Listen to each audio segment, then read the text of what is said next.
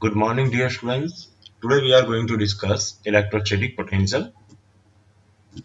So these are main 7 topics of this chapter. तो चलिए start करते हैं. Line integral of electric field और that is known as work done by the electric field. So जो work done है, ये work done का meaning क्या होता है, सबसे पहले हम ये समझते हैं. तो देखिए, जब भी आपको किसी भी एक सिंगल चार्ज को किसी फर्स्ट पॉइंट से सेकंड पॉइंट पर डिस्प्लेस करना हो, सो ऐसे केस में कुछ ना कुछ एनर्जी का रिक्वायरमेंट होगा उसे डिस्प्लेस करने के लिए. ओके, और जो भी एनर्जी हम अप्लाई करेंगे उस चार्ज को डिस्प्लेस करने के लिए, उस एनर्जी को वो charge in the form of potential energy store कर लेता है. ओके, सो वर्क डन का जो फॉर्मूला आपने देखा हुआ है 11th स्टैंडर्ड में, work done is equals to F dot D. Okay, but ये जो वर्क डन का फॉर्मूला है वो किसके लिए एप्लीकेबल होता है? Only for force when the force is constant.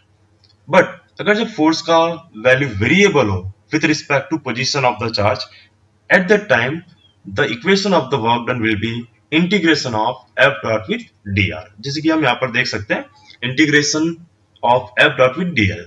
But आप यहाँ पर एक नेगेटिव साइन देख रहे हैं. सो ये नेगेटिव साइन यहाँ पर क्यों इंडिकेट किया हुआ है? So let us understand this by figure. So this is XYZ coordinate axis system. Assume कर लो हमारे पास कोई एक पॉजिटिव चार्ज Q है जो कि हमने ओरिजिन पे प्लेस कर दिया. कैन बी कोई भी 2 रैंडमली पॉइंट सिलेक्ट कर सकते हो, बट वो इस चार्ज के नियर बाय स्पेस में होना चाहिए. Point A and point B के पोजीशन वेक्टर्स हमने एज्यूम कर लिए R A and are B vectors. Next, A and B को ज्वाइन करता हुआ हमने एक लाइन ड्रॉ कर दिया. इस लाइन पे हमने क्यू नॉट चार्ज प्लेस कर दिया and direction of force on that charge q not.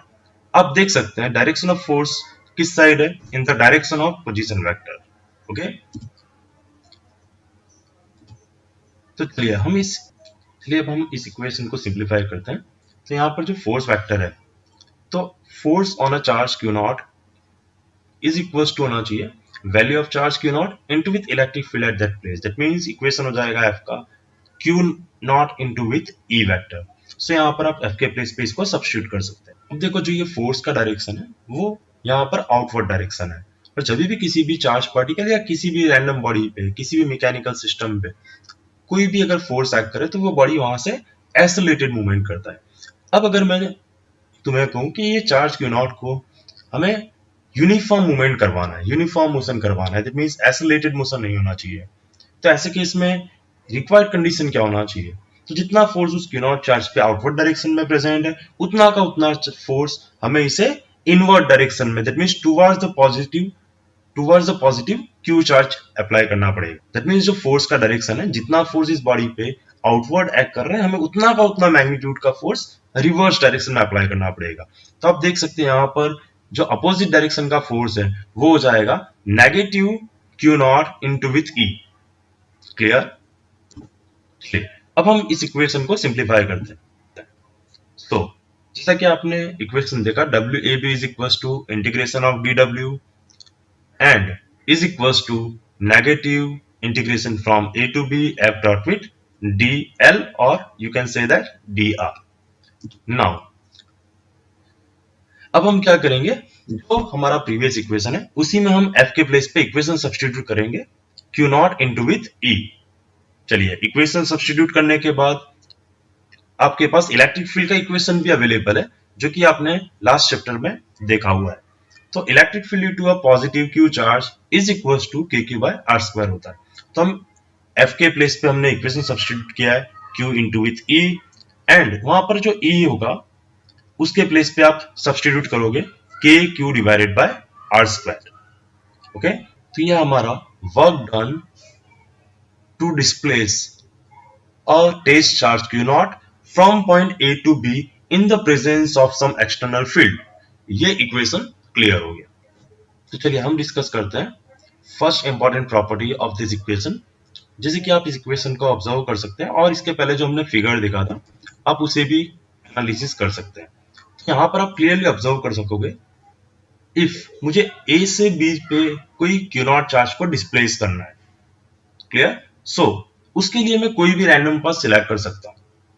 Because इस इक्वेशन को ऑब्जर्व करो, यहां पर r A and are B terms आ रहे हैं, that means point A and point B के पोजीशंस प्रेजेंट है, ना कि उनका यहाँ पर कोई पाथ प्रेजेंट है। दैट मीन्स ये जो इक्वेशन है वो पाथ से इंडिपेंडेंट है। मीन्स अगर आप कोई भी क्यूनॉट चार्ज को ए से बी पे डिस्प्लेस करोगे तो उस केस में आप कोई भी रैंडम पाथ से उसको डिस्प्लेस करवा के पहुंचा सकते हो। Okay, next term line integral of the electric field is path independent. So इस फर्स्ट पॉइंट के अकॉर्डिंग हम ये आउटकम दे सकते हैं कि line integral of the electric field is path independent. Path matter नहीं करता, यहाँ पर मैटर क्या करेगा, positions of two points. Okay, next this electric field is conservative field. तो कंजर्वेटिव फील्ड का मीनिंग क्या होता है, तो देखिए कंजर्वेटिव फील्ड ऐसा फील्ड होता है कि अगर आपने किसी भी क्लोज पाथ पे वर्क डन फाइंड किया, किसी भी क्लोज पाथ पे आपने उस फील्ड में वर्क डन फाइंड किया, तो उसका वैल्यू 0 मिलता है। तो यहां पर आप देख सकते हैं, अगर मैं यहां पर आर एंड आर बी दोनों के दोनों इक्वल कर दूं इस इक्वेशन में, तो 1 by are B and 1 by r A दोनों के दोनों कैंसिल हो जाएंगे, एंड ब्रैकेट के इनसाइड का टर्म क्या रिमेनिंग होगा, 0, and 0 into with any value will be also 0। That means हम यहां पर ये चीज क्लियर कर सकते हैं कि line integral of the electric field over a close path is 0। क्यों क्लोज पाथ, बिकॉज देखिए अगर जब भी ओपन पाथ होगा तो ए एंड बी के कोई ना कोई दो रैंडम पोजीशंस प्रेजेंट होंगे, तो इस इक्वेशन में R B and R A always unequal हो जाएंगे। बट अगर हम कोई भी क्लोज पाथ सिलेक्ट करते हैं, जैसे कि मान लीजिए अपने पास कोई भी एक पॉइंट है ए, और आपने किसी भी रैंडम पाथ से घूम के फिर से उस चार्ज को लाकर ए पे ही प्लेस कर दिया, दैट मीन्स आपका इनिशियल पॉइंट भी ए था एंड फाइनल पॉइंट भी ए हो जाएगा। That means 1 by R and 1 by are B दोनों के दोनों कैंसिल हो जाएंगे। So this is another condition satisfied by the conservative field. तो कंजर्वेटिव फील्ड का मीनिंग क्लियर होना चाहिए आपको। ओके, तो इसे हम मैथमेटिकली कैसे रिप्रेजेंट करते हैं, so integration of E dot DL is equal to 0, integration of E dot DL is equal to 0। But आप देख सकते हैं यहां पर एक राउंड किया हुआ है इंटीग्रेशन पे, सो ये क्या रिप्रेजेंट करता है, integration over close path. Clear है, integration over the close path E dot dl will be 0। देखो स्टूडेंट्स, बट ये ई डॉट डीएल, देखो स्टूडेंट्स, बट ये line integration over the close path E dot DL is equal to 0 है, वो हमेशा के लिए 0 नहीं होता है। वो 0 तभी होगा जब ये इलेक्ट्रिक फील्ड किसी एक स्टेशनरी चार्ज ने प्रोड्यूस किया हो। बट अगर ये चार्ज कोई एक मूविंग चार्ज का इलेक्ट्रिक फील्ड हो, ऐसे केस में integration over the close path E dot dl will not be 0।